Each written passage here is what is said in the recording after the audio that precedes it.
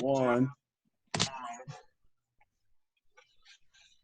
All right, everybody. Welcome, everyone, to Midlife Manhood. I'm here now with a sports show as we're talking to Corey Devon and T Real. We're going to be talking about sports. We're going to be talking about race, relationships, a little bit of everything. So go ahead, fellas, if you want to give a brief introduction about yourself, or if you just want to kind of tell a little bit on your background or your favorite player, your favorite team, whatever, just feel free. Because y'all see, I'm representing my favorite player of all time. That's one Reginald Martinez Jackson, because I'm old school like that. Wow, Corey, you know his middle name? Man, I don't even know Tom Brady's middle name. Reggie Jackson is Reginald Martinez Jackson, born in Wyncote, Pennsylvania, if I remember right, May 14th, 1946. And he kicked it with the chick on Three's Company for a hot second, too. Well, I don't know anything about Tom Brady, but that is my favorite player currently. Kobe Bean Bryant, if you want to go there, but you know, we'll leave that topic alone. But Tom Brady is my favorite player when it comes to football. So, but I don't know where he was born. I don't know his birthday. I don't know anything like that. But you know, Michigan, as you can tell, is what I represent. Man, as far as NBA is concerned, my favorite player was Dwayne Wade. You know, he just retired. You know, I don't agree with what's going on off the court, but on the court, Dwayne Wade was my guy. And Pistons, I always rep home. So. Ooh, I don't know what that's about, repping home. What? I didn't rep home when I lived at home in Detroit. So. Y'all know, it's always been about the California teams in one way, shape, or form. And you see, I've got my green over here in case I want to put my A stuff up too. So everything's going to be all set pretty soon. But, you know, again, guys, I had to have a show. I really want to talk about a lot of different things on this channel. And certainly throughout the years, you two have been, you know, having your ear to the ground on what's going on in the sports world. As an old dude, I actually have been watching more sports now because I've been watching the classic games than I have when the seasons were going on. So, I mean, I'm actually loving this whole Jordan thing with the Last Dance documentary because I almost feel like, all right, this is the last time I was really into basketball because now I'm just not into it that much. You know, work, life, family, etc. It's just hard to stay in. And then now with football season being over, I just really feel out the loop. But you guys always know what's happening. And better yet, y'all know I always still kind of want to tie in the race and relationship angle with sports because there's another dude that has had a tremendous impact on my life, and that's been Dr. Harry Edwards. Never met the man, but I do know the contributions that Dr. Harry Edwards has made to the sports community, to the world. You know, he's really one of the last civil rights icons that we have from the 60s. And you brothers are also kind of a branch to the work that he started. So that's why any kind of sports topic that I'm going to be talking about on my channel, I have to include you two up in here. So I guess we should probably start with something that really converges all of the things that we just got done talking about and what I just got done saying. What's up, Corey, with Earl Thomas? Now, Earl Thomas. The last thing I really remember about Earl Thomas was him giving the middle finger when he jacked up his leg in what was it, like the last year of his contract. But then, you know, I knew he went over to the Ravens, and next thing I know, I'm on your Facebook page and I see something about Earl Thomas and domestic violence, and I'm like, uh-oh. And when I read the article, you fill us in on that one. Earl Thomas, for those of you who don't know, played for the Super Bowl champion Seattle Seahawks. He now plays for the Ravens, even though that's in question now. You know, he was a part of the Legion of Boom. The Ravens are talking about moving him or something? I seen something on Facebook now. Obviously, you know how Facebook is.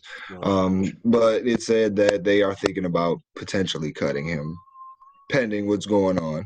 But from what I know, and have read, he left his house. I guess he might have gotten to some type of altercation with his girl or his wife. And apparently left in an Uber. She tracked him through his Snapchat, found the location of where he was. He was at a local Airbnb with his brother-in-law, and they were in bed with some women. And, she came in, had a pistol, pointed it to his head. There was, a little scuffle. He obviously wrestled the pistol away from her, but apparently when the police arrived, they seen him with no shirt on. They seen her pointing the weapon. Oh no, I apologize. She had a knife in her hand at that point. He had the gun in his hand because he had taken the gun away from her. But they had, got on the ground, and obviously we see now what ended up happening. But yeah, I think she's in jail. I'm gonna see if there was anything else that happened to her afterwards. But I know he's out, and he just got this new big diamond pendant chain or big diamond pendant necklace. So we're gonna see what's going on with that. Tell me that necklace, it doesn't have her name or her picture on there, does it? No, I don't think so. I'm gonna actually try to pull up and see if I can find the picture. All right. All right. I mean, the one thing I did hear that he said was something about he didn't mean for it to get out. It was not supposed to get out. It sounded like he was trying to keep everything low key. They're going to handle it personally. But, have y'all heard, I'll say from the little bit I heard with that, it almost sounded like he was still down with, I could see him not pressing charges. I could see him just saying, let it go, we'll work it out. But I'm not saying he did say that, but it almost sounded like that was the setup.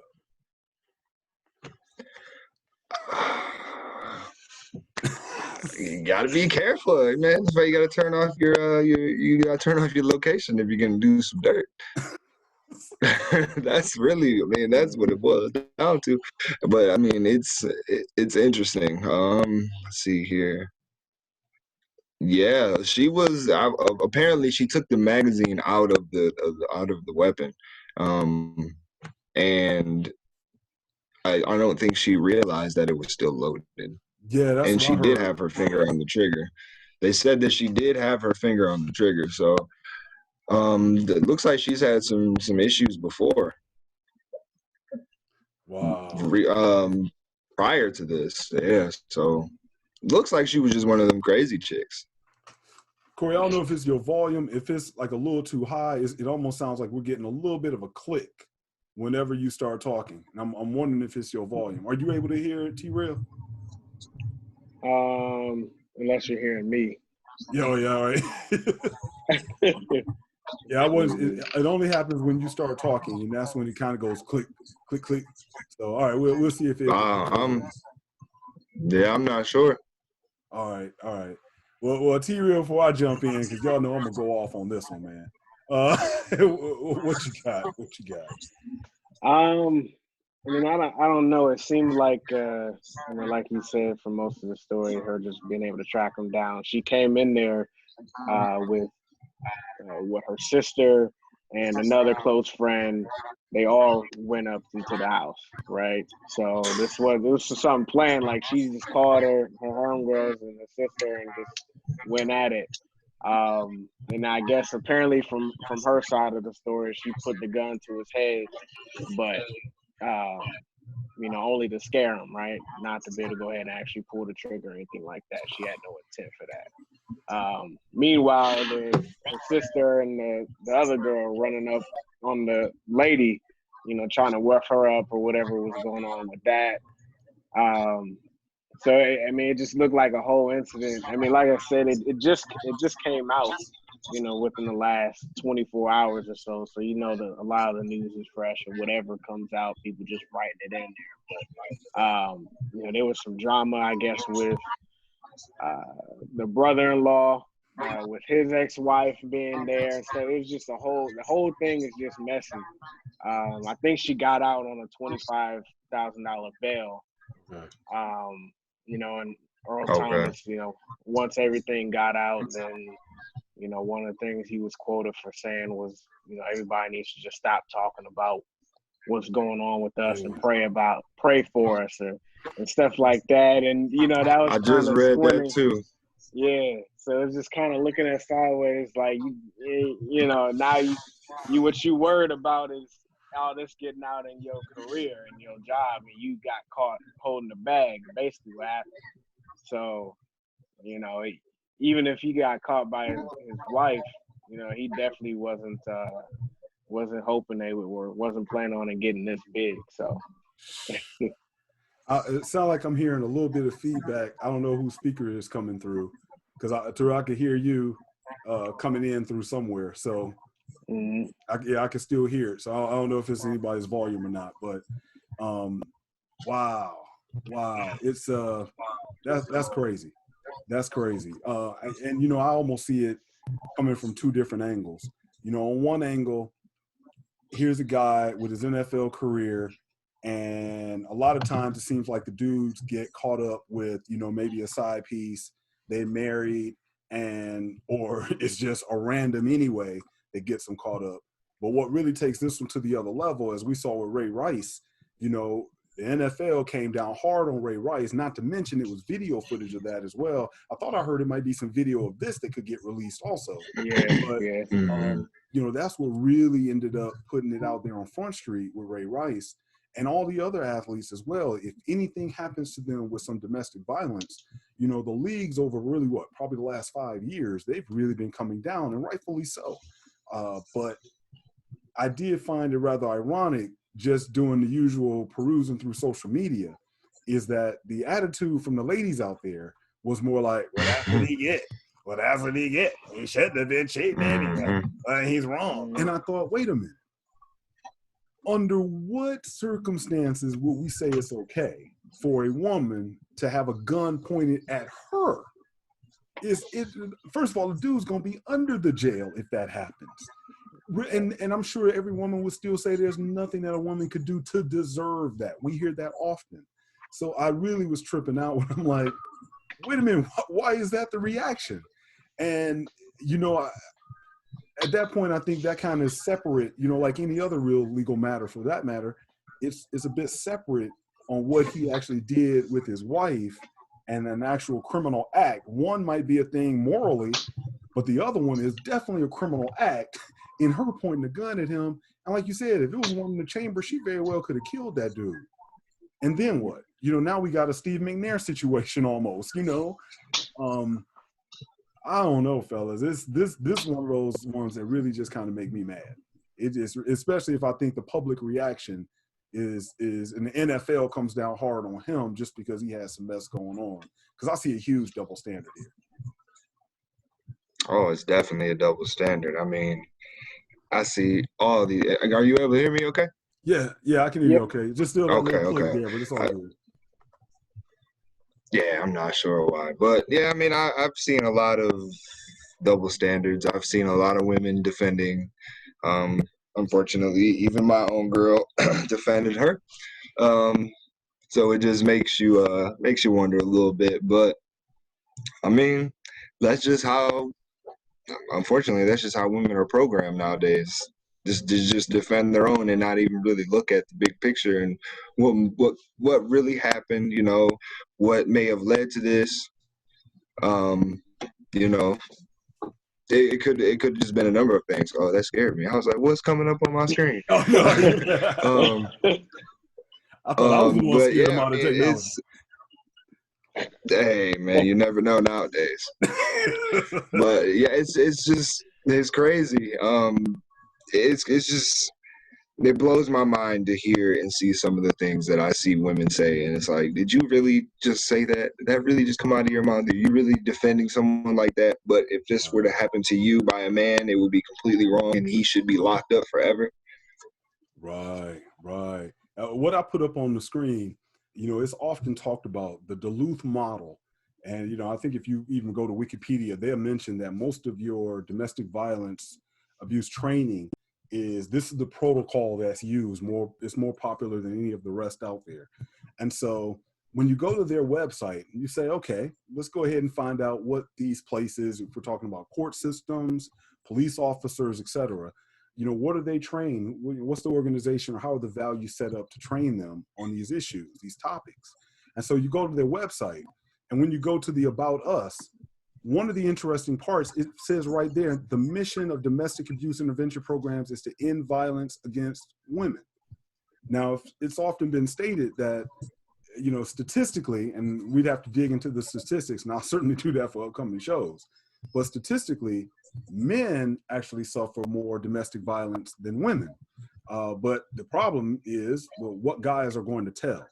And it makes me wonder, had this not gotten out, the reaction that Earl Thomas gave sounds like it's the same thing. Like Earl Thomas would have been content with this not getting out. I'm not going to tell. But this dude had some violence against him. And I mean, even when you look at the values, we listen to battered women. Everything in here is about women. Women are not defined as single identity, but live in an intersection of blah, blah, blah, blah. And it's nowhere is this talking about including men in here as well. So I think that in and of itself is part of the problem that, you know, Earl Thomas faces, that even the people that come and arrive on the scene, they are going to look at, what did you do? Because they've been trained that really only men can commit domestic violence against women. It's never going to be the other way around. Yet, look, let's keep it real. I know plenty of men. I know more men that have been hit by their girl than I know women that have been hit by their guy. And I'm an old dude and got plenty of notches to say, yep, that person told me over the years, that person told me over the years. Because, you know, even if it's the I'm mad at you and just a quick little slap or a little punch or a little push, and then I'm sorry. I mean, I just lost my anger. I just lost control. You know? And, you know, we as dudes, it's like, all right, but don't do it again. You know, and we just kind of let it go. But when that mess happens the other way around, and especially a case like Earl Thomas, I mean, that's old school, man. That's the kind of stuff I remember hearing the old folks talk about when, you know, when old men had wives come around and find them at somebody else's house and go bust the windows out their car and pull knives on them and things like that. So I don't know. T-Real, go ahead, man, because you know I'll go on this one for a minute. I think there's a lot of things in there. You can go as deep as you know as ever, but a lot of it comes from I don't remember what era necessarily. I can only just think of the picture with the woman with the red bandana on and her flexing and you go back then. Rosie the Riveter. When it was women, you know, men were out of war. Well, women can still hold the fort down here and work in the plants and all of that and the uprise. You know, over the years, over the decades, that's continued to grow rather in the workplace and home. And again, I obviously not sitting here saying they shouldn't have equal rights or that they're, you know, less than or none of that. However, just the fact that it's always this extra kick to be better or to prove that we can do this and we can do that. But on the flip side, also be like, no, we're a woman. We need to be showing the most compassion. We're dandelions and all of that. So you can't play both sides of the fence. And I think that's what now the culture likes to be able to go ahead and embrace. It's 1 minute, it's how strong we are, especially Black women, proud Black, strong women. And, you know, we go back to the roots and we'll go natural and do all of these different things. Meanwhile, you see absolutely none of that unless one of theirs has gone down or is in public shame. Man, that's a good point. That's a good point. You know, and it makes me wonder, okay, if Earl Thomas sounded like he defended himself where he took the gun away.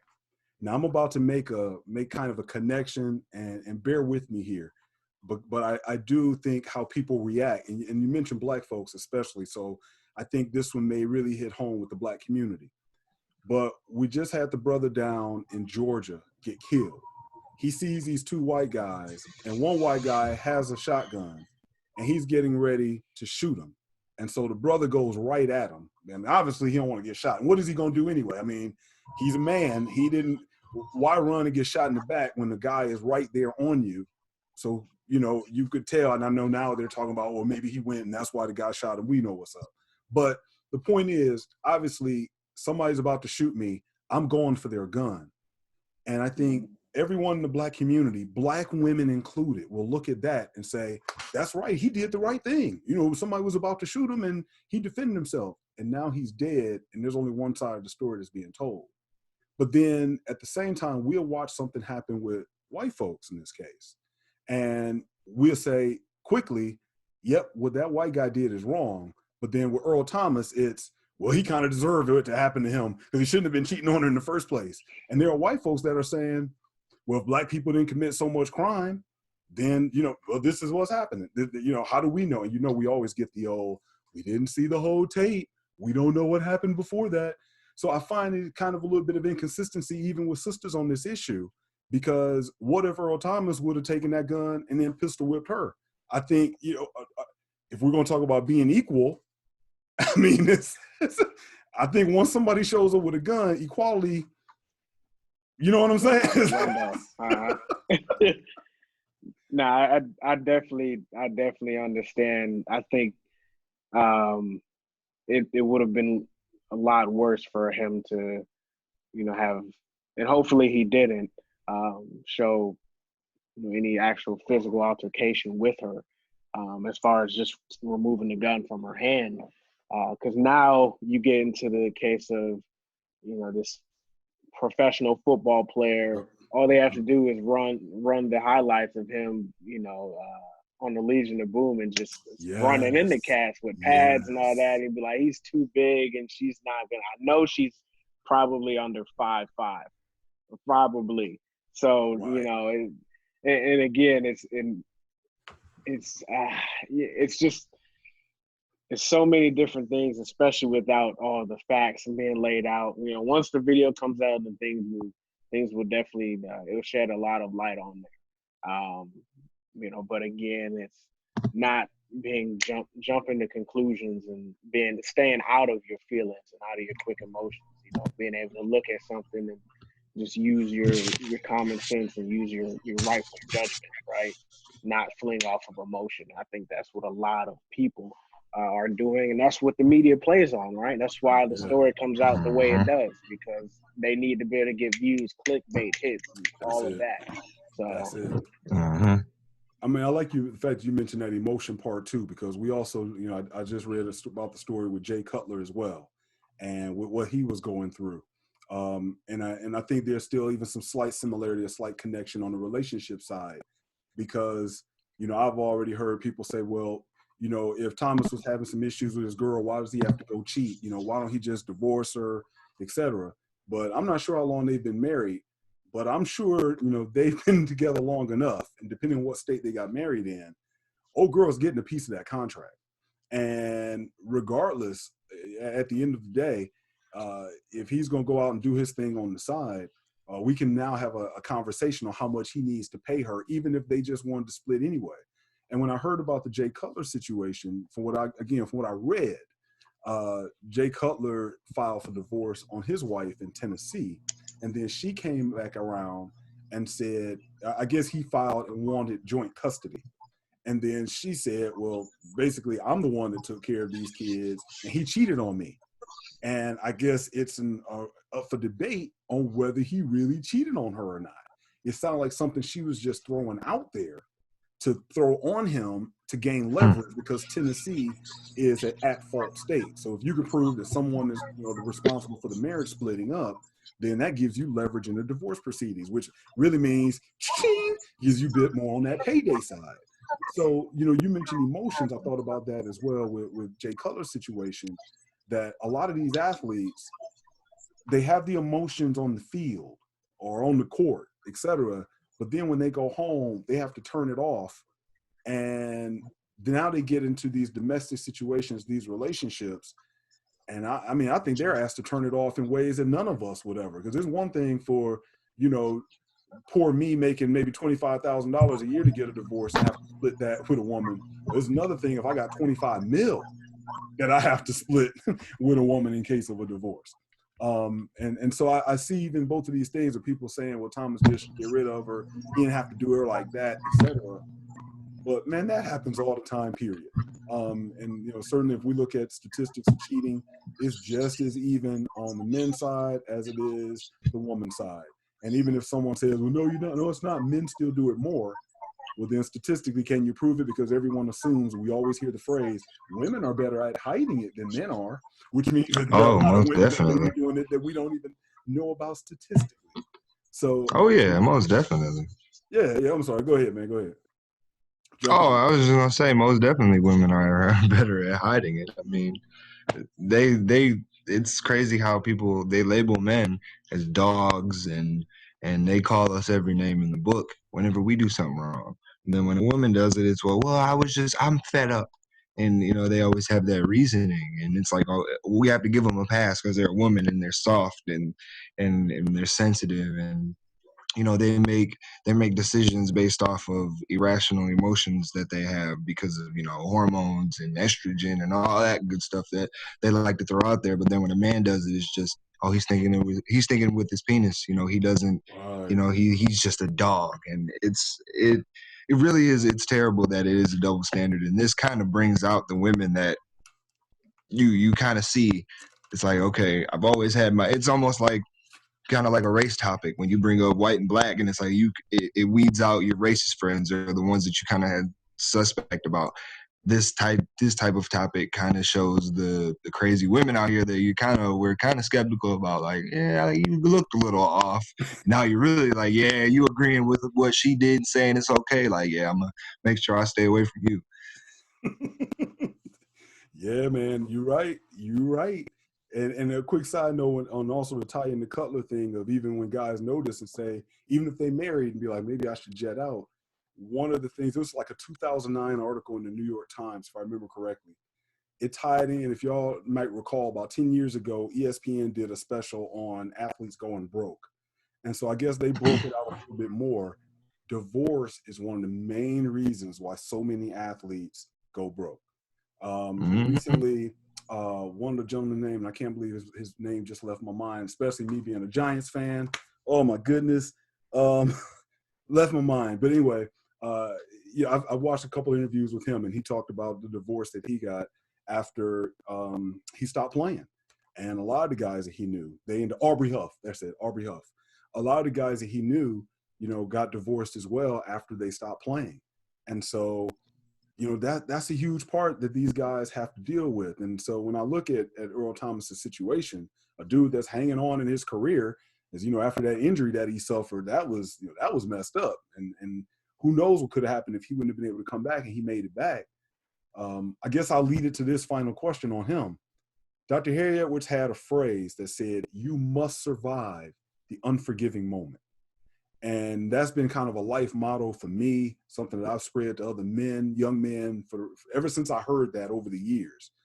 Tiger Woods never survived the unforgiving moment. And that was actually the context that Dr. Edwards said that in. Tiger was never right.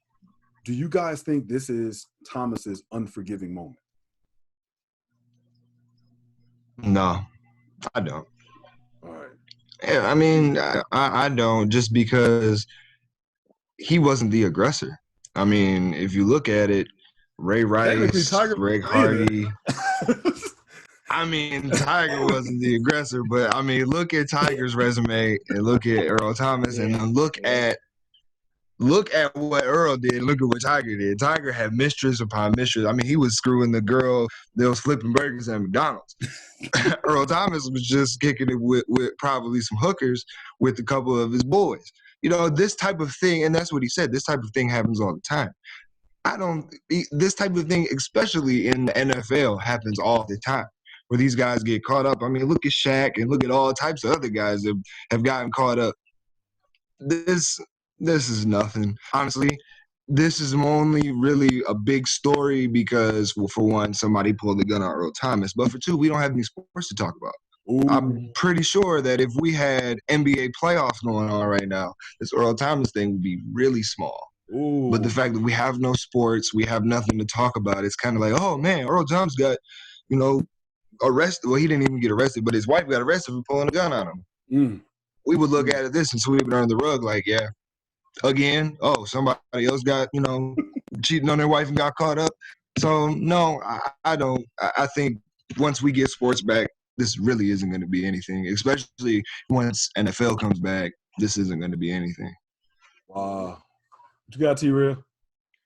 So I'm gonna give you. I'm gonna drop something. So the unforgivable moment with Tiger Woods. You got to remember the amount of black people that were behind Tiger, right? But Tiger never embraced the black culture, the black side of him, who he is, and not to mention him cheating with white women. So that's when you got to look at the fact. Now that's unforgivable. You've done all these different things, and now you all these several white women, you crashing in the trees, and all these different things going on, and now it's definitely a bigger thing. And I'll compare this to last year, DeMarcus Cousins, right? When DeMarcus Cousins was going ahead and was on the phone with his, I believe it was either his girlfriend or his ex-wife. I think it was his kid's mom. Excuse me, his ex-girl. Yeah. So he was on the phone and he was getting married within the next few days or so. He wanted his son to be able to go ahead and be at the wedding as well. She wasn't going to do it. So she had, her homegirl recording the conversation while he was on speakerphone, and he was yelling and all of this stuff, and he got aggravated or mad enough to say, "I'm going to kill you," right? And then that blew up for a hot second. Then, but again, you had the sports going on and all that, so it wasn't as blown up now for everybody to just recall like that. But that's another one where it kind of got swept under the rug. He recovered from that. Nobody's really looking at, when you hear DeMarcus Cousins, people aren't bringing that up. So, like Corey said, I don't think this is going to be a lasting image of Earl Thomas, especially not the last one. He'll be suiting up again. It's funny. One of the things that a lot of guys do now is that they pay attention to photos. And if you watch a lot of photos, one thing the women are doing often, they get a photo with you so they can put it on Instagram or Snapchat or whatever. And the dude is like draped all over the woman in the photo. And, the woman's kind of looking like, off to the side. And it tells you a lot about body language. There's a photo that I did see with Earl Thomas where, it was almost like the wife was smiling, the kids are smiling, and Earl was just kind of like, had this look on his face. And, typical marriage photo. Right. It makes me wonder if my man had already checked out. Who knows why he might have gotten married. I know they had already had a kid before they got married. And who knows? Now, I think you're on to something there. If Earl was really about that life anyway, it's probably not going to impact him. Where it seems like Tiger Woods, that wasn't the kind of guy he was. So when Tiger got into his mess, his head just got all messed up because he had a public image that he also had to work with. Well, Tiger was also a golfer, and like you said, he had a fan base that was through the roof. He was the most popular sporting icon besides what at the time Kobe was just coming out. MJ was still big. So for Tiger to be that big at that time and then just skyrocket from there, when his stuff came out, it was like he had a big following. Where Earl Thomas, he's an NFL player. Yeah. We're used to seeing NFL players getting into trouble. We're used to seeing NFL players getting into something with their wives. So it's kind of, like I said, it's kind of the norm when it comes to NFL. And like we said, it's the NFL. So it's really not going to affect his career. Ray Rice punched a girl in his face and they were talking about bringing him back. Greg Hardy, same thing. All these guys were doing. Even Pat with that kicker, he was abusing his wife.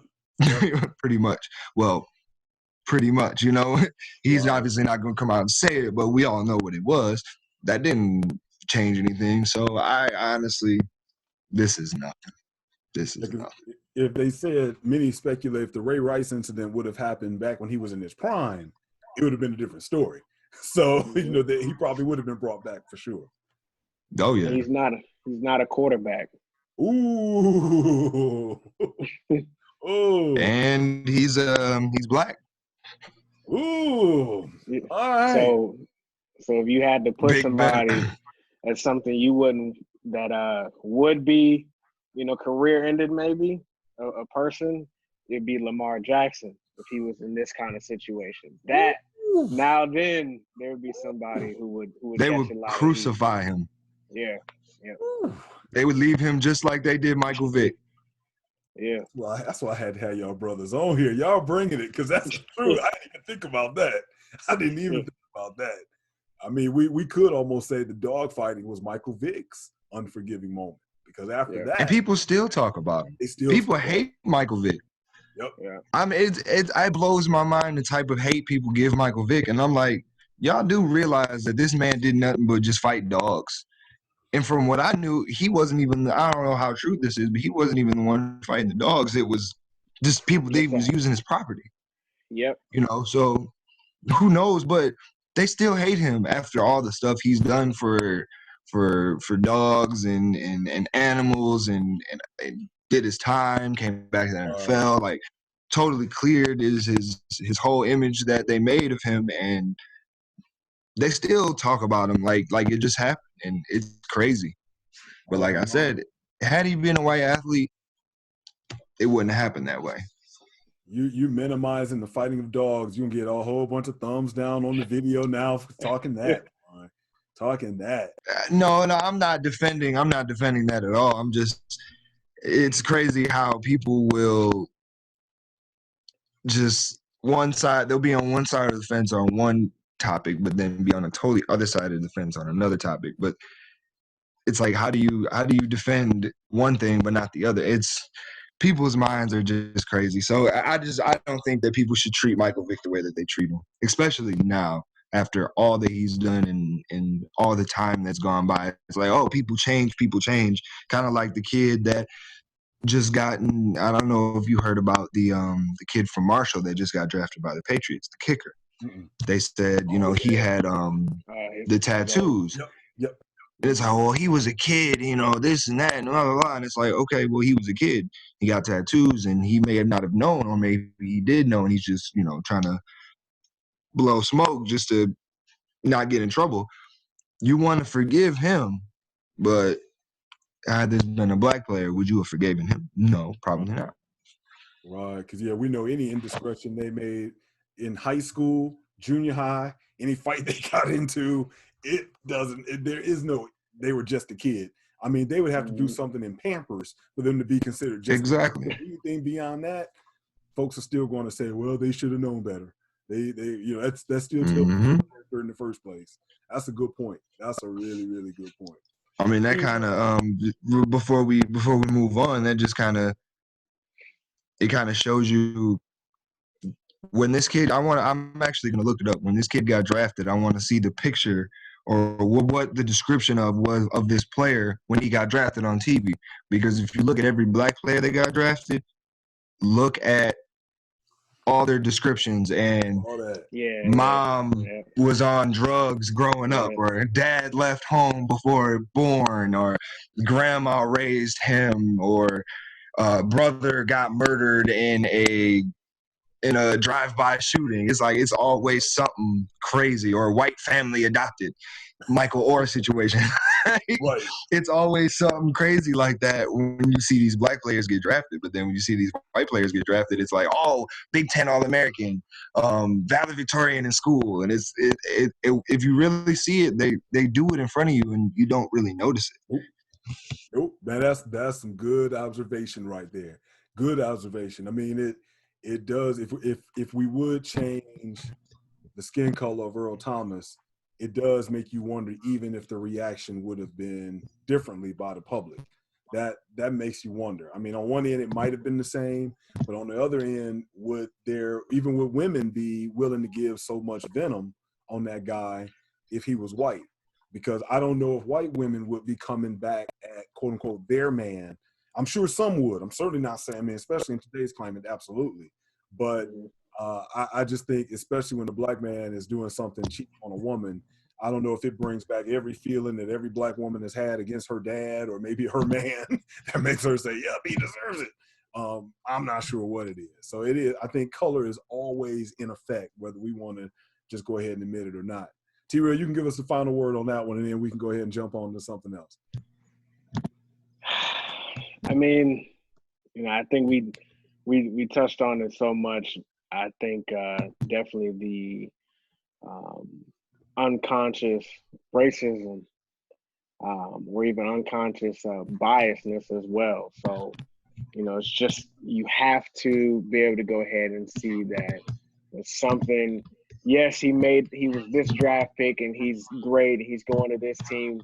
Don't forget he's this. Don't forget this is his past. Don't forget that. And that's, again, going back to what Corey and what we were talking about with legitimate tattoos. That's his past, right? So leave that back there. It's about what he has now. People change and stuff like that, or some people would say, well, that's what, for black child or for a black man that's getting drafted, that's what he had to overcome. So that shows how even greater, but it's also a slight because it's something. Yes. Some things are so they're not necessary for what's going on, the event that's going on. This isn't a documentary on him. This is highlighting why he was drafted, and that's not why he was drafted. Man, that's on point. That's on point. And then you're gonna sit there and throw the alley oop right there of a documentary on him. That does put it right there on our next topic of y'all young brothers get to really see some footage on Jordan during this Last Dance documentary. Go ahead, T-Real. What are your thoughts? You definitely the basketball dude, repping your Pistons. So I don't even know if you can give us an unbiased opinion talking about Jordan. Because you're going to probably be like, Isaiah was the greatest and Jordan did him wrong. But go ahead, I'm going to let you go ahead and say what you got to say. Oh, man. I mean, there's a lot. So me being born in 97, I definitely didn't catch, Jordan doing what he was doing. The only Jordan jersey I had was when he was on the Wizards. I remember seeing that. That was the one I had. I guess my father had bought that at one point just because he was there. And him being a Detroit lifer, he can't just roll up with a Bulls jersey, right? So. That'll get you Jackson in a minute. No. Yeah. I think the documentary is pretty good.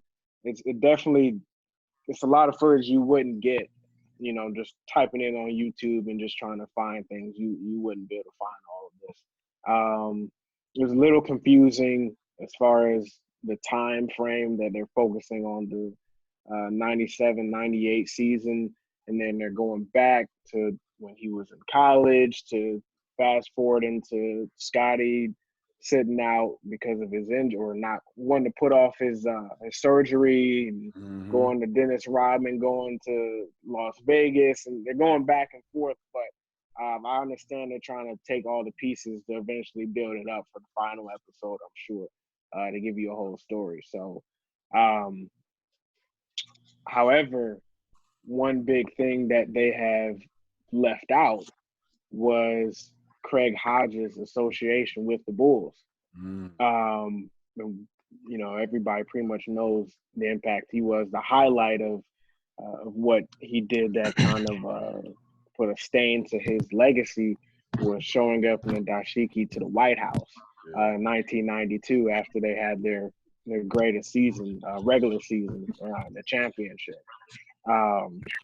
Even just watching the footage and even off the documentaries of other people talking about it, just how glaring that was on TV, just to see this dark man and it's basically all white and everybody's in suits and all that. And usually when people go to the White House, you know what to do: button up, be relaxed, don't wear anything flashy, just smile, nod for the camera, shake the president's hand, move on.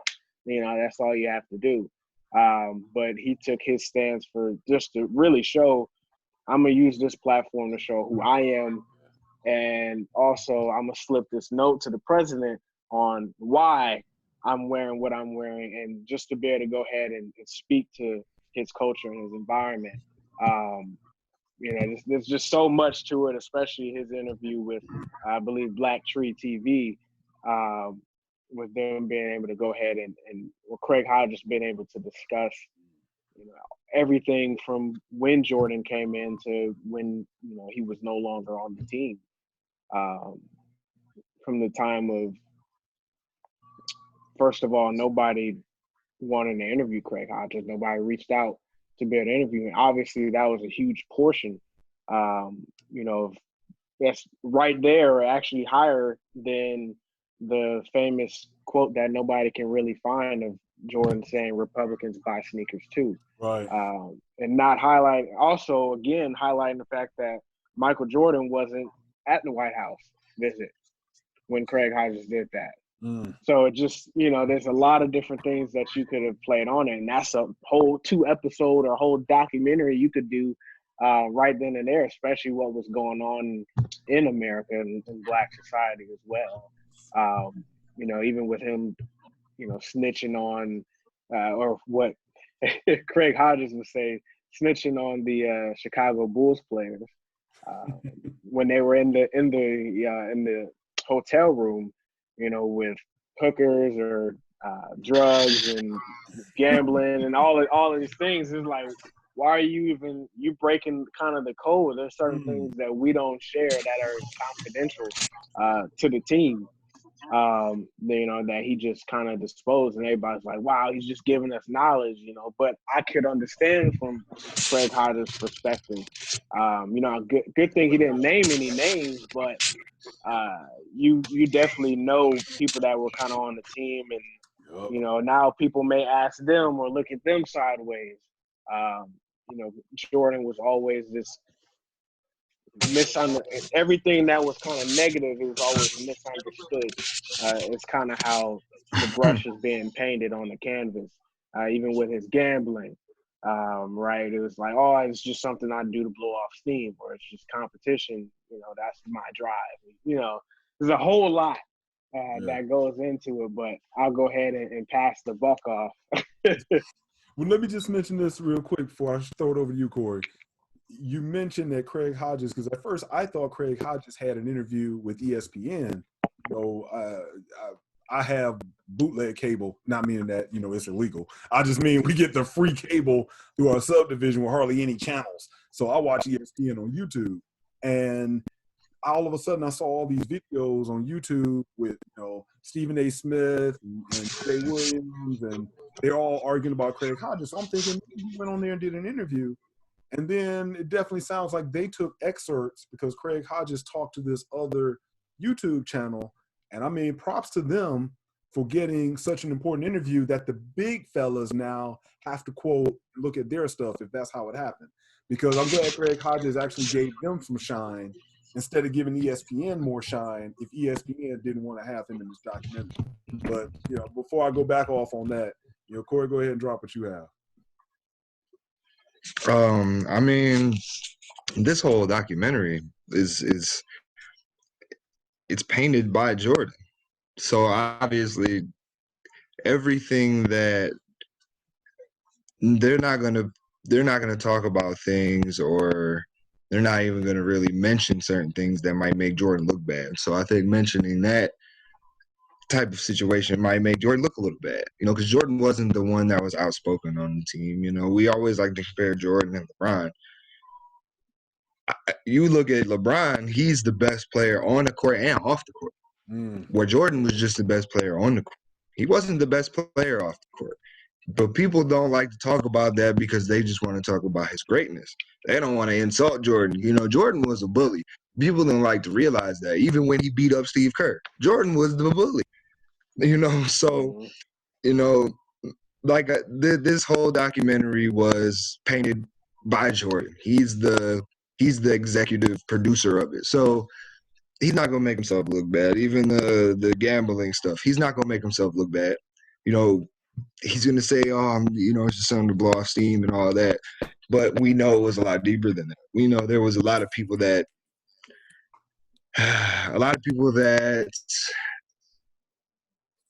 had to deal with the repercussions of his gambling. We'll say that. Yeah. And him going and playing baseball was just kind of a smokescreen. You can watch this and you can tell playing baseball was a smokescreen on what was really going on. So the documentary is really opening my eyes, just because I was a child when I watched Jordan. When I watched them winning championships, I was just watching basketball. So I didn't really understand it then. So this is really opening my eyes, because the biggest thing that happened when I was growing up was Kobe, getting into something with a chick in Colorado. You know, that was the biggest thing.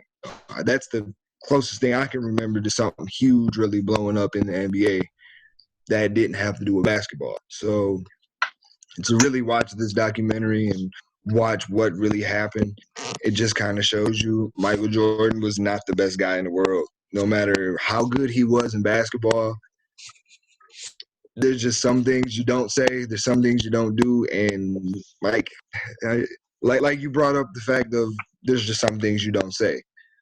Why bring up the drinking and gambling and the cocaine and all that in the locker rooms? Just keep your mouth shut, man. We talking about basketball. We don't need to talk about the other stuff. But it's just like Mike has to paint himself as the good guy. Oh, I'm the good guy. I'm the good guy. He's never the villain. Even when you look at the Pistons, they weren't, oh, the Pistons are the villains. The Pistons are the villains. But, dude, you just trashed us the night before. So you beat us, so we walk off the court on you. We don't got no respect for you. If I don't have a respect for somebody, I'm walking off the court. I don't care. Now we look at it, LeBron's walking off the court before the game's even over, ripping his jersey off and going to another team. We don't bat an eye. But now we're ripping Isaiah. We're ripping the Pistons. I think it's just something easy. And Detroit's always been that easy target to where people can come at Detroit and rip on Detroit just because it's Detroit. But had that been Magic Johnson walk off the court and not shake Michael Jordan's hand, they wouldn't have said a thing. So, you know, this documentary, it's cool. You know, it's interesting, something to watch, but it's just it's very biased because it's made by Michael Jordan. I want to see something that Michael Jordan has really no part of besides some interviews. Man, let me ask one thing. Could you go out, log out, and try to come back in, and let's see if that gets rid of that clicking, because your good heat is coming through distorted, and it's just clicking a little bit. So can you come back out, or go out, and then see if you come back in, if that'll clear it up. Thanks. In the meantime, man, y'all brought up some real good points. I really wanted to hear you two expound on it because obviously, like you said, you don't remember really the Jordan era. Y'all came into basketball right at you came in at the legend of Jordan when really the mantle had already been really passed over to Kobe. And so you've watched the transition more from Kobe to LeBron, but you didn't get to see what was before that, outside of the fact that you might be wondering, man, was that dude that good that his shoes are still that hot and this dude doesn't even play anymore? And you know, now I think it's cool because you really do get a chance to see where it all started. That, you know, here, this guy, this image was all crafted and created. And I like what Corey said. I think that was really on point. The image that we had of Jordan, especially in a day and age before cell phones, or, you know, certainly where it's going to be cell phone cameras picking up all your actions, before you had social media, before all of the hot gossip was going on. I mean, man, we were just happy to have ESPN. If I go back to when Jordan started, you know, I was in Detroit then as a kid. We were one of the latest communities to get cable television. So we had ESPN, and then it was like, what's this new thing called ESPN2, where, you know, had like Roy Firestone, they're doing all these interviews. We didn't get those behind the scenes commentary. We only saw that image that was all about Jordan being this tremendous winning athlete, and being in Detroit, of course, the Pistons hated him, and I was an LA fan, so, you know, LA was kind of passing the mantle on over, and you just still end up seeing, like, man, the Bulls winning again, the Bulls winning again, the Bulls winning again. And so I'll say, for me, I respect Jordan more now watching the documentary because there's so much footage on there that I had never seen before. So that's definitely the good part about it. But I think the downside is, you know, like you said, more is coming in. So Corey's coming back in here now. The downside of it is, I think for Jordan's image, we are seeing more of the truth. We're now seeing more of really what's going on. There you go. I hope the sound's got fixed now. I hope so too. I don't know what's going on. That's it, man. Now you sound good. Now you sound good. So whatever you would leave, don't touch anything. Just leave it right there because that sounds perfect. But, you know, I was just saying it's good that you guys get a chance to see Jordan because you weren't alive at that time. Outside now you see his shoes selling all these years later when they come out. But now you get to see this icon and how it got created. Now, let me touch back on the Craig Hodges part real quick, because I think that does add some good context in this too. You figure when Craig Hodges did this, and you look at what was going on in the Black community then, I mean, man, we're talking about, I mean, that was when hip hop, to me, was at its apex. That was when you had the Brand Nubian, you had the movie Malcolm X. All of this stuff was coming out. You had the LA riots, Rodney King. Black consciousness was at an all-time high. Well, I won't say all-time high. Scratch that. Black consciousness was at a high that we had not seen probably since the Black Panthers in the early 70s. And then Craig Hodges takes it upon himself to say, like you said, let me go ahead and take something. This is my chance to be before the president and represent my community. I'm not going to waste it. And it's like, what happened to Hodges, nobody even really talks about, because if we would have talked about that, and if our kids would have learned more about that, the whole Colin Kaepernick thing wouldn't have been that much of a surprise, because you saw what they did to Craig Hodges. You saw what they did to Mahmoud Abdul-Rauf. So by the time we get to Colin Kaepernick, it's like, Cap, you shouldn't even be surprised. And then, of course, we have to go back to, again, my man, Dr. Harry Edwards, 1968 Olympics, Tommy Smith and John Carlos. So none of that is new, and it's just real janky that Craig is still kind of getting pushed aside, because really he did the right thing, especially in a day and age. Think about it now. We have athletes not going to even see the president because of the kind of guy he is. And yet Craig Hodges got basically banished from the league because he had the nerve to go there and be conscious. And, you know, I know some of us on the line are from Michigan, and some of us are still in Michigan. But at least when Craig Hodges went to talk to the government, wasn't the federal government, but the government, he went in there to be constructive. He didn't walk up in their state capitol with a bunch of guns. He didn't go meet the president strapped to protest.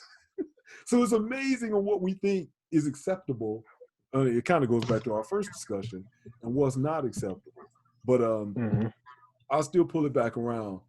With this whole documentary, do you think that it's going to stain the legacy of Jordan at all? Or do you think that part of even the hype, I mean, again, ESPN is blowing up, everyone's talking about it, and once sports comes back on, Jordan's super image will be back to what it was in the first place?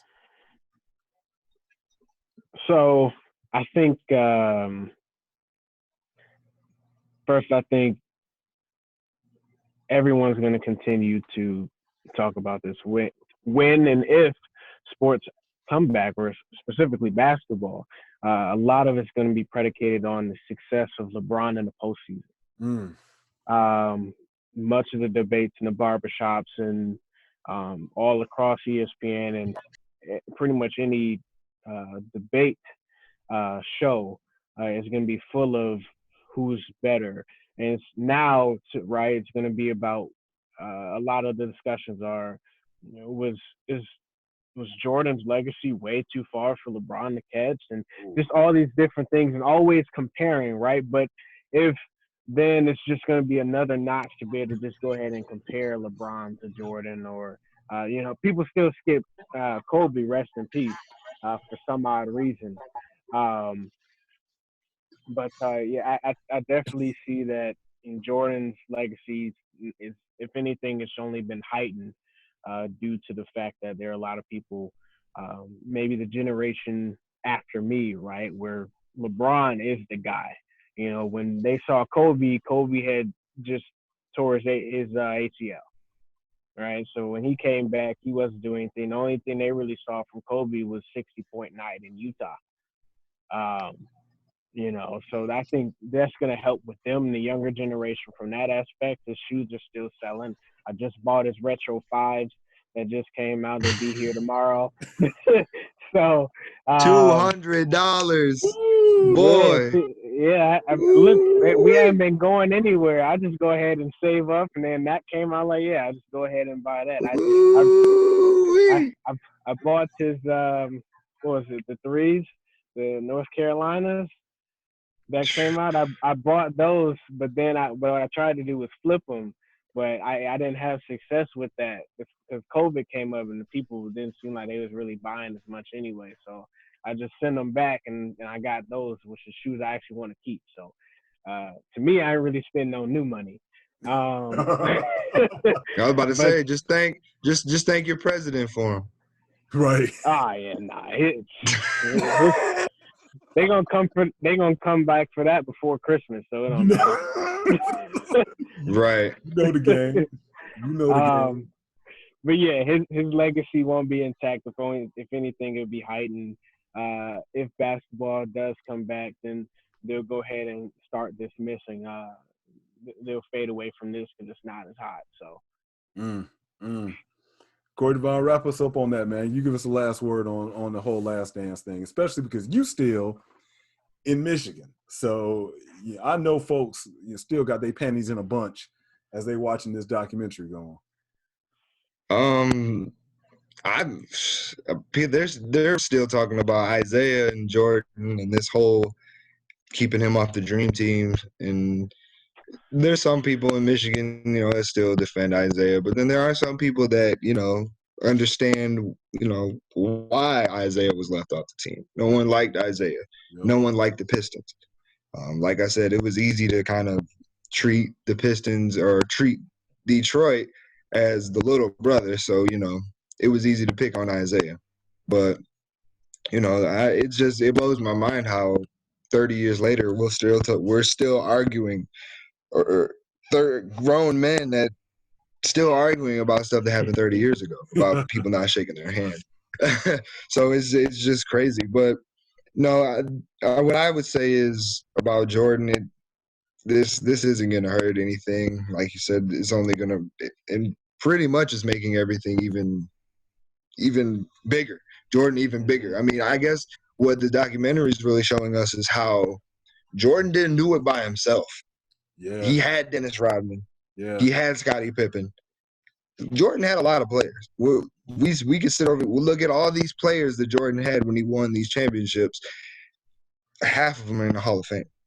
Right. So we're not gonna say Michael Jordan did it by himself, even though people like to say that.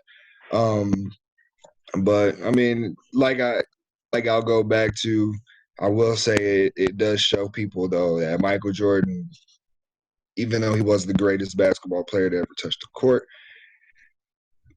he wasn't the best guy. And I guess maybe that's why they kind of look over Kobe, because they look at what happened with Kobe, and even when he died, they still kind of tried to label him as the bad guy because, the rape case in California or in Colorado. And it's like, come on, man. That was one little thing that, so I think that's a lot of the reason why people don't give Kobe his credit for the type of person that he was, because people didn't see the type of person that Kobe was until after he retired, because his mental focus was all about basketball, kind of like Jordan. But I'm sure that if we go back and, we do a documentary about Kobe, it's going to be, it would be something eye-opening and something great. Watching this documentary is just kind of just shows me Michael Jordan I've never really been a big Jordan guy. This rubbed me the wrong way a little bit, just seeing some of the stuff and hearing some of the stuff. Now, while you were talking, I had to pull something up just to make it, still relate to all of our topics again, because I mentioned it earlier, so I at least want to bring a few receipts. What happened to Michael Jordan after he stopped playing? On Wikipedia, Michael Jordan's divorce in 2006 after 16 or 17 years from Juanita Jordan, $168 million. Wow. Is what it cost him. So when I mentioned about athletes getting a divorce, when they're done getting divorced after they stop playing, even the legend, I don't care how high he soared, he still got divorced rate when it was all said and done. I don't care. Jordan could be like, I'm going to win. I'm going to, win this. And, we looked at on that documentary at how combative he actually was. He was determined to have a victory. Man, even the great Jordan got caught up by the divorce court. And actually, wasn't Scottie Pippen's ex-wife on like one of those basketball Yes, he got it too. And Yep. he wasn't even making nearly that much money. Not as much as he should have been making, as we found out. So, Man, that I never knew. That really opened my eyes. Where I'm like, man, Scotty, you got played, bro. yes. Ooh, wee. Twice by the Bulls and by At least Dennis won a ring before he got there. Like, oh, Scotty, dang, they did you wrong. Man, yeah. Now, I don't remember the whole thing, and I don't want to, I'm certainly not a celebrity, and I don't want to be accused of fake news.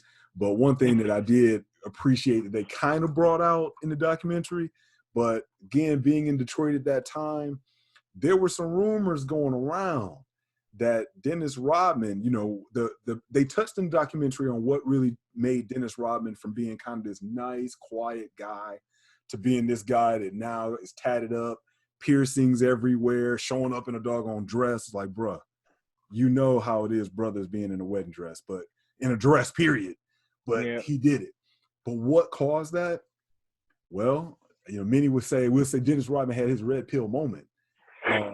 When he was up in the stadium in his truck with a gun.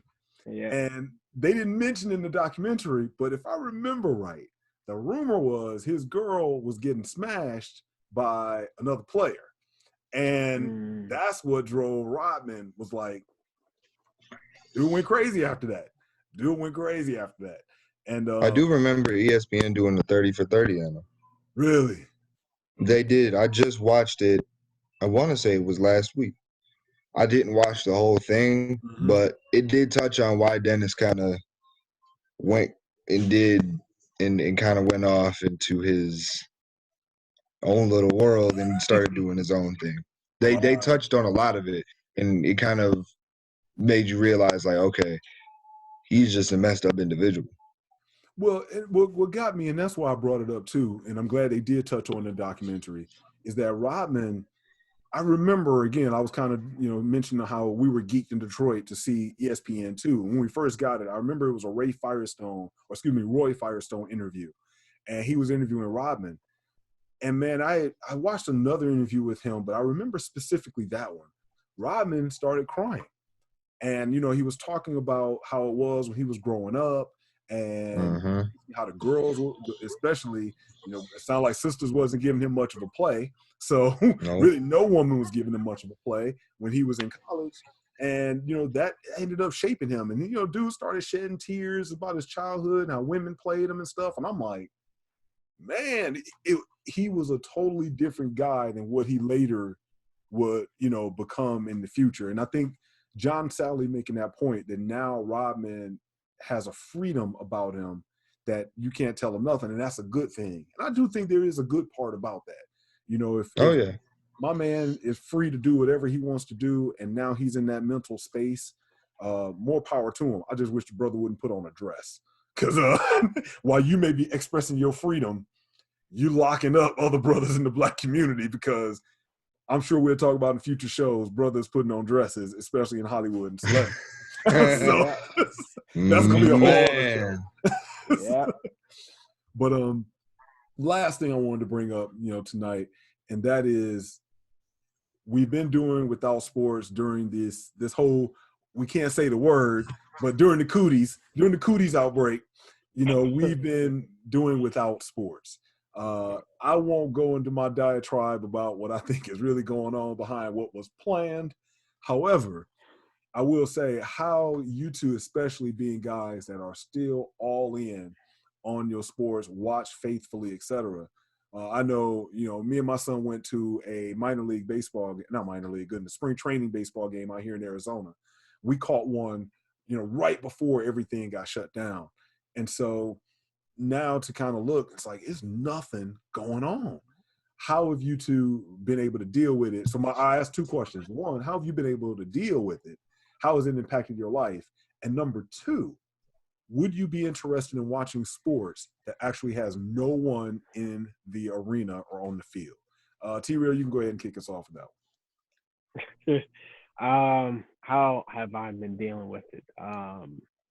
Man, just a lot of Xbox, really. I mean, there's nothing. I don't I don't watch reality TV. I may watch movies, or I'll watch a lot of like '90s shows. So speaking of the Detroit, and then someone who might dress up, in a dress, Martin. So I watch them, Fresh Prince, Cosby Show. I go back then, and then I fast forward and stuff like that to a lot of different things. But it's really just been a lot of, or listening to music. Um, Man, I haven't even been playing the piano as much, or practicing. Um, I think definitely been reading reading the Word of God more. Definitely looking at going actually back to some old roots that you would know. Good old Living Waters, with Ray Comfort and Kirk Right. Cameron. Yep. So Yep. I'm definitely going back to them, and looking at just a lot of the concepts he used to evangelize, and then just being able to dissect the word and understanding that.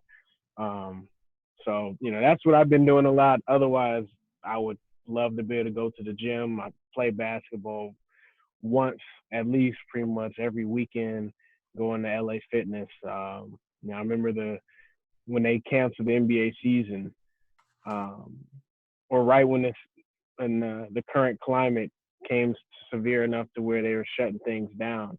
I went into LA Fitness the weekend before, and nobody was on the court but me and like a 63-year-old man.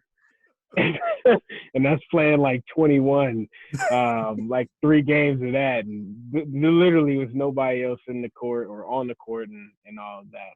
But He didn't shake you, did he? nah, he kept. I don't know what nationality he was, but I can tell he's been around, because he kept trying to do the running hook over and over again, and it wasn't He's like, working, because Kareem. he literally said, it's literally, he's about like 5'8", so it definitely wasn't working. I mean, I don't know, but yeah, I mean, that's how I've been dealing with it. Would I watch sports without fans? For sure. Yeah, no question. I'll definitely watch fans. With the technology as it is today, they'll definitely be able to put in that noise to make it feel like, when they zoom in on just the players, they'll have the sound and all that. Players are still going to react because they know, there's no fans that they're getting hyped to, so they'll get in the camera. For sure, I know that's going to come. But being able to be able to see the greatest at their craft, Yeah. be able to go ahead and do that, definitely give me something to be able back to watch. I definitely love to see that. All right. What about Corey? What about you? Oh man. Sports, I miss you. Oh, it's been a struggle. I'm not gonna lie to you. It's this time of the year would normally be the time that I would be. What it was? It is May 8th, so we would have probably had about 2 preseason semi-pro games, getting ready for probably the third, fourth.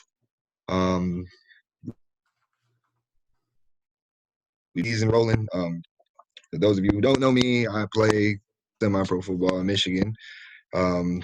Last year I played for the Michigan Hurricanes.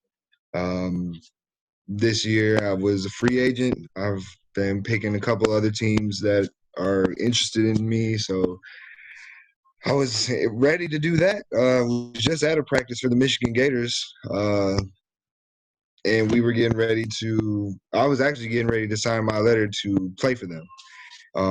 But then this happened, and then a couple other teams talked to me, so I kind of been going back and forth with that. But that's what I would be doing right now. So now I've just been kind of playing a lot of Madden, spending a lot of time with the kids, getting a lot of yard work done, a lot of at-home things done. We just got a dog recently. And yeah, I've been trying to take this time to really get my thoughts together, get everything together. Things have been closed, so it's not like I can really go anywhere or, go shopping or anything, or, go. I want to go to the gym. I was hitting the gym 3-4 days a week. Now I can't do anything. So that's kind of frustrating. But I've been, really just trying to take this time to play with the kids more than anything, because they're the ones that are getting affected by this the most. They're bored. They don't really understand what's going on. So keeping them under control, keeping them going, motivated to go do something and not get lazy, that's been a challenge. But just been doing that and then running around with these twins that are driving me absolutely crazy. Man, well, I think you mentioned something. I was going to interrupt you, but I'll let you finish. But just so you'll stay out of trouble and won't get bad comments, you are a dog owner now. So you definitely do not advocate for the abuse of dogs. Exactly. I don't advocate for that. I am dog owner. I am pit bull owner. Yeah. You ain't trying to train them like Michael Vick, are you? I have no intentions of cutting any ears. I have no intentions of fighting or breeding. None of that. None of that. None of the stereotypes of what people give pit bulls. No, I won't be doing any of that. Good. She's a 4-month-old pit bull. She was born on Christmas. Her name is Harper, and she is a handful because she's a baby too. Now I have 2 1-year-olds and basically a 1-year-old in dog mind, because this dog is she needs just as much of attention as they do. But it's fun. I have my days where I'm ready to pull my hair out and run down the street and scream. But I mean, this pandemic, this whole thing going on, it's normal life for me, really, because I don't go anywhere anyway. I'm more of a homebody. I'm not the one that runs around and runs the streets. I mean, the gym and being able to just congregate with the fellas when we want to, I think that's the biggest thing that's kind of gotten affected by it. I do miss, having some guy time. I'm here with the kids all day. I don't really get to go enjoy myself with my guys. So that's been a struggle. Luckily, we have the game. Like I said, I've been playing a lot of Madden. I'm in 2 Madden leagues. I've been playing a lot of Call of Duty. It's been tough. I haven't been able to go to work, because I do work for Amazon. So I've been kind of limiting my days at work. So it's been kind of tough. But would I watch fans? Would I watch sports without fans? I mean, I definitely would. We watch sports for the action on the field. We don't watch sports. Wow. The fans are just an added element to the game. But I mean, you can look at it here, and I'm sure even if you watch some Suns games, or if you watch I don't know who's bad in Florida right now. Jacksonville. If you watch some Jaguars games, you don't see fans. Miami, you don't see fans. I was gonna say, Pistons. Even when the Marlins play, you don't see fans up there. Or the Marlins. I went to a Marlins game. You didn't see fans. Tigers here. Tigers are the worst team in baseball. Pistons. You don't see fans. So second half. Yep. Exactly. So we're used to that. I mean, it's really just an added element. I am all for watching football, basketball. At this point, I'll watch some hockey if I have to. See, I mean, now as the fam knows, but the fam, as in the viewers, don't know, I've already lived a life of social distancing. So kids are homeschooled, so school closed. What do I care? Working from home, I sit right here and work every day anyway. So all right, so what do I care? And then I live in a small town too. So what? I can't go hardly anywhere. What do I care? If anything, I like it better because now traffic is a whole lot more clear when I do need to go. Yeah. Phoenix area. However, that said, I don't know if I want to watch sports with no fans. I have to admit.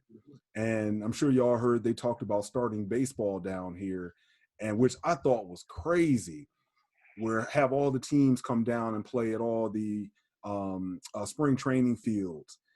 And when I heard how they wanted to implement it, I guess I might be okay if everything was normal and you just didn't see fans.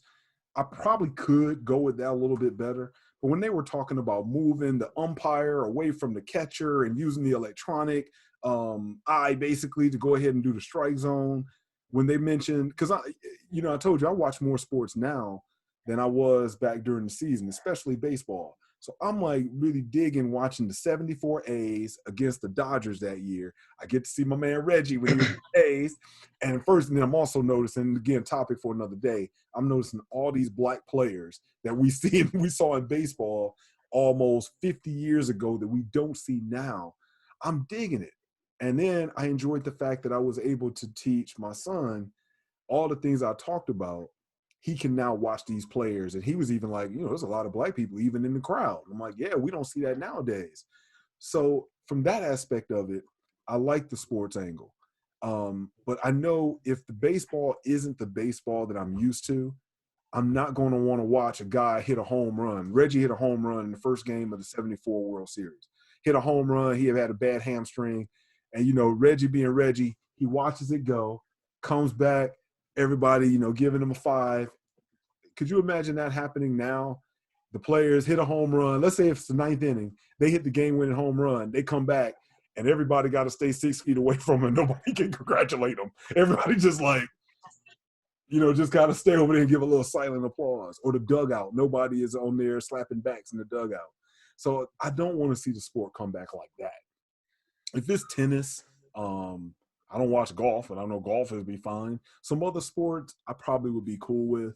But between baseball, football, and basketball, I just don't know how much I would want to watch them. And even I'll say basketball, I probably want to see a crowd. And I'm not a huge basketball guy by any means, but I probably would still want to see at least a little bit of a crowd. But, that's kind of how I fall on it. I've been staying busy mainly with the kids and with their schedules because, unlike all the other kids that are chilling at the crib right now and that they might be looking at this as a vacation, mine are still doing work. Matter of fact, they've been working on a 1-month-long project right now, breaking down how the world is acting with the cooties and this shutdown and how it impacts the 10 areas of human activity, how they've been able to shut down us economically.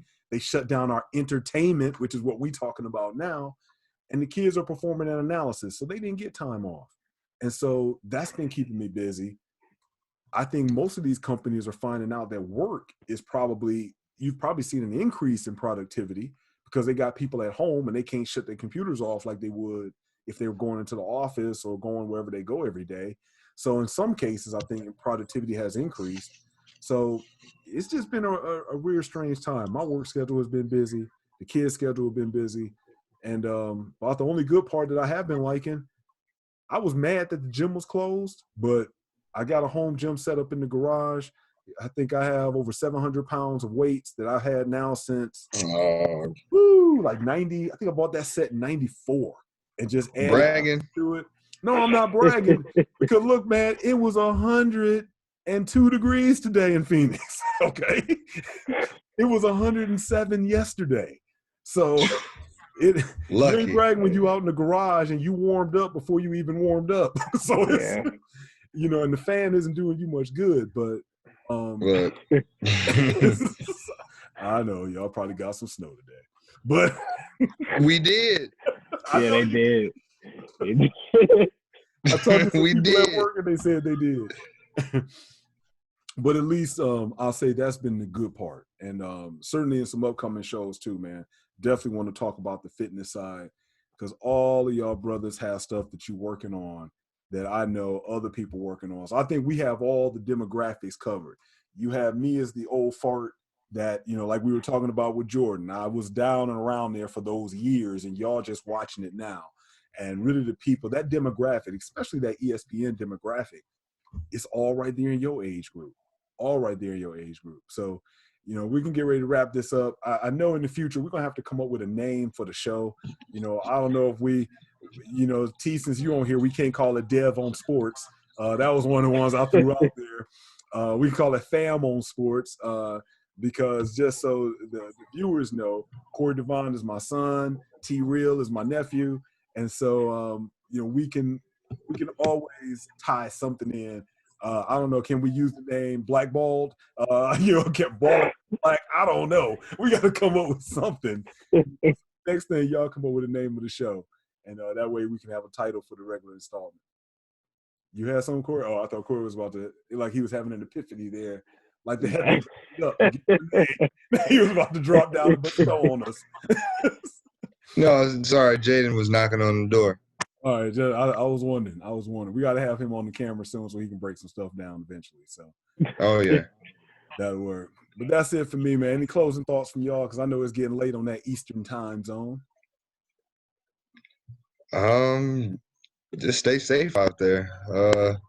Like I was just saying to somebody today, I actually posted on my Snapchat, what a time to be alive.